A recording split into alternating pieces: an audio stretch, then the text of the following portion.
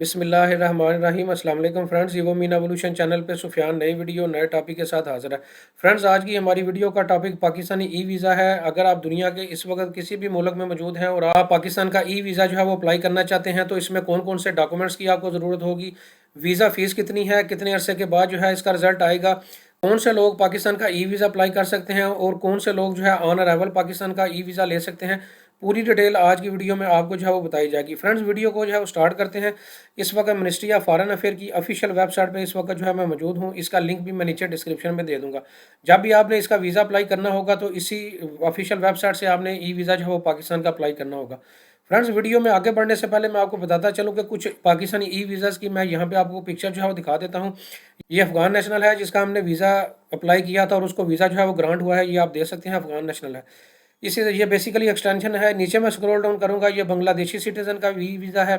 इसी तरह मैं नीचे स्क्रॉल डाउन करूंगा तो ये मैक्सिको नेशनल है जिसका ई वीज़ा जो है वो हमसे अप्लाई किया गया था और उसको वीज़ा अल्हम्दुलिल्लाह जो है वो ग्रांट हुआ है। इसी तरह नीचे आए तो ये फ़िलिपाइन का नेशनल है जिसका हमने ई वीज़ा जो है वो अप्लाई किया है। नीचे आएंगे तो ये भी फ़िलिपाइन का नेशनल है जिसका हमने ई वीज़ा अप्लाई किया है। नीचे आएंगे तो ये रोमानिया का नेशनल है जिसका हमने ई वीज़ा अप्लाई किया। तो फ्रेंड, बहुत सारे वीज़ाज़ हम अल्हम्दुलिल्लाह पाकिस्तान के ई वीज़ा जो है वो कस्टमर्स के लिए अप्लाई कर चुके हैं और बहुत सारे कस्टमर को ये वीज़ा जो है पाकिस्तान का ई वीज़ा जो है वो ग्रांट हुआ है। और अल्हम्दुलिल्लाह हमारा इस हवाले से काफ़ी वास्ट एक्सपीरियंस है कि पाकिस्तानी ई वीज़ा को टेक्निकली किस तरह से जो है वो आपने अप्लाई करना है।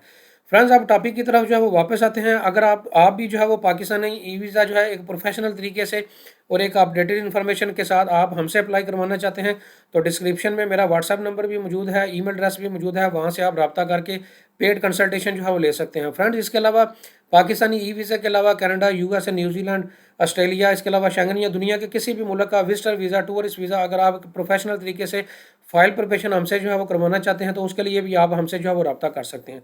फ्रेंड्स, टॉपिक की तरफ जो है वो वापस आते हैं। ये सबसे पहले बात कर लेते हैं कि इस वीज़ा को अप्लाई करने के लिए आपको कौन कौन से डॉक्यूमेंट्स की ज़रूरत होगी।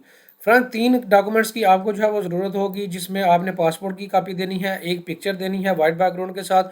इसके अलावा होटल बुकिंग आपके पास होनी चाहिए या कुछ केसेस में आपको इन्विटेशन लेटर भी जो है वो चाहिए होता है। ये डिपेंड करता है केस टू केस। अब फ्रेंड्स, बात कर लेते हैं कि कौन से लोग एलिजिबल हैं इस वीज़ा को अप्लाई करने के लिए। फ्रेंड्स, दुनिया की हर मुल्क का शहरी जो है ये ई वीज़ा जो है पाकिस्तान का अप्लाई कर सकता है। तकरीबन अफगान नेशनल भी जो है, अफगानिस्तानी नेशनल भी जो है ये पाकिस्तानी ई वीज़ा जो है वो अप्लाई जो है वो कर सकते हैं। अब फ्रेंड्स, बात कर लेते हैं कि इस वीज़ा को अप्लाई करने के बाद कितने अरसे के बाद इसका रिजल्ट जो है वो आएगा। नीचे मैं स्क्रॉल डाउन करूँगा तो फ्रेंड्स आप देख सकते हैं कि 7 to 10 वर्किंग डेज़ का इसका टाइम लिखा हुआ है, लेकिन मोस्टली केसेस में ये टाइम जो है वो ज़्यादा लग जाता है। ये आपको 15 दिन भी जो है वो लग जाते हैं और 20 दिन भी कुछ केसेस में जो है वो लग जाते हैं। तो लिहाजा जब भी आपने ई वीज़ा अप्लाई करना है तो कम से कम आपने 15 दिन का जो है वो मार्जिन लाजमी, वर्किंग डेज़ का जो है मार्जिन ज़रूर रखना है। इसी तरह फ्रेंड्स, आप बात कर लेते हैं कि जो एक्सटेंशन है जो आप अप्लाई करते हैं उसका 7 to 10 वर्किंग डेज जो है वो टाइम लिखा हुआ है। ये भी कुछ केसेस में टाइम जो है वो ज़्यादा लग जाता है। अब फ्रेंड, बात कर लेते हैं कि पाकिस्तान का ऑन अराइवल वीज़ा जो है वो कौन लोग जो है वो ले सकते हैं, कौन से लोग जो है वो एलिजिबल हैं और इन दोनों में क्या फ़र्क है। फ्रेंड्स, का ऑन अराइवल वीज़ा जो है जितने भी बड़े कंट्रीज़ के शहरी हैं जैसे कि यूके, कनाडा, ऑस्ट्रेलिया, न्यूजीलैंड, इसके अलावा शेंगन, तकरीबन ये जितने भी बड़े कंट्रीज़ हैं इन बड़े कंट्रीज़ के तमाम शहरी जो है पाकिस्तान का ऑन अराइवल वीज़ा ले सकते हैं। लेकिन फ्रेंड्स, ऑन अराइवल वीज़े का मतलब हरगिज़ नहीं है कि आपको एयरपोर्ट पर वीज़ा मिलेगा। इसमें आपको ई वीज़ा के लिए जैसे पूरा कंप्लीट प्रोसेस होता है उसी तरह पूरा वीज़ा प्रोसेसिंग जो है वो करनी पड़ेगी। लेकिन इसमें फ़र्क ये है कि सिर्फ आपको ये जो ऑन अराइवल वीज़ा है ये 48 आवर्स टू 72 आवर्स के अंदर जो है आपको ईमेल अप्रूवल की जो है वो आ जाएगी। फिर आपने इस अप्रूवल की ईमेल्स को लेकर ट्रैवल करना है और पाकिस्तानी एयरपोर्ट पे आके इमिग्रेशन के काउंटर पे जो है वो आपको वीज़ा जो है वो मिलेगा। लेकिन इस वीज़ा का जो ड्यूरेशन है वो सिर्फ और सिर्फ 30 डेज़ होता है, ये एक्सटेंडेबल भी नहीं होता। तो लिहाजा अगर आपकी ये टर्म्स हैं कि आपने लंबा वीज़ा अप्लाई करना है और उसको बाद में एक्सटेंड करवाना है तो फिर आप रेगुलर ई वीज़ा अप्लाई जो है वो करें। फ्रेंड्स, आप लास्ट में बात कर लेते हैं कि इसकी वीज़ा फ़ीस कितनी है। फ्रेंड्स, इसकी कोई भी डिफ़ाइन वीज़ा फ़ीस नहीं है, क्योंकि इसकी वीज़ा फ़ीस जब तक जो है वो आप इसकी पूरी वीज़ा प्रोसेसिंग नहीं कर लेंगे जिसमें आप अपनी नेशनैलिटी जो है वो ऐड करेंगे, अपना ट्रिप का ड्यूरेशन ऐड करेंगे, फिर आपने ये बताना होगा कि आप सिंगल एंट्री वीज़ा अप्लाई कर रहे हैं या मल्टीपल एंट्री वीज़ा अप्लाई कर रहे हैं।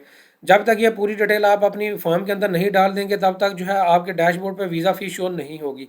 तो मैं इसकी मिनिमम जो स्लैब है और मैक्सिमम स्लैब आपको बता देता हूँ ताकि आपको आइडिया हो सके। इसकी जो मिनिमम स्लैब है वो $8 है और जो इसकी मैक्सिमम स्लैब है वो $90 है। फ्रेंड्स, उम्मीद करता हूँ पूरी वीडियो आपको पसंद आई होगी। आप वीडियो को लाइक करें, शेयर करें। Thank you very much.